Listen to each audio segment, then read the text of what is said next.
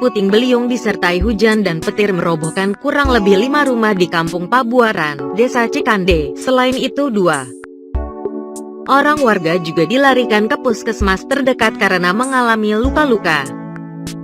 Warga Pabuaran, Kanapi 50 tahun kepada wartawan mengatakan, kejadian puting beliung disertai hujan dan angin terjadi sekitar pukul 14.30 waktu Indonesia Barat. Angin menurutnya merobohkan sekitar 5 rumah di kampungnya. Selain itu, ada beberapa rumah yang atapnya sampai lepas, namun ia tidak tahu persis jumlahnya.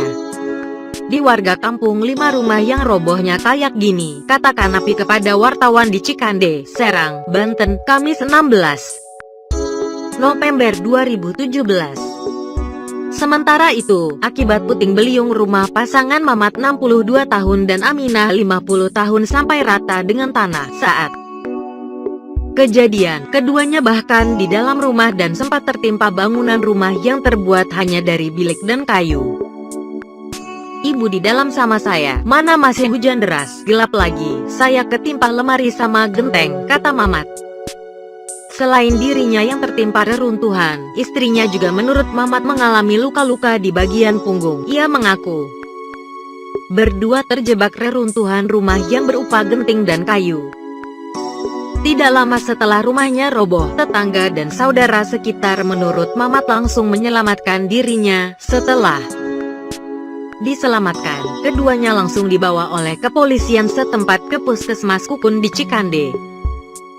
Diangkat sama saudara-saudara, habis itu dibawa ke puskesmas sama bapak polisi, katanya lagi.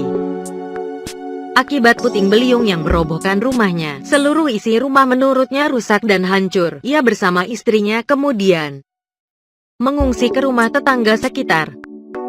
Dikonfirmasi terpisah, Sahadat dari Pusdalops BPBD, Badan Penanggulangan Bencana Daerah Kabupaten Serang mengatakan angin puting beliung di Cikande terjadi di 2 kampung. Tim dari BPBD menurutnya masih melakukan pendataan terkait rumah yang roboh dan hancur di 2 kampung yaitu Ciberem dan Pabuaran.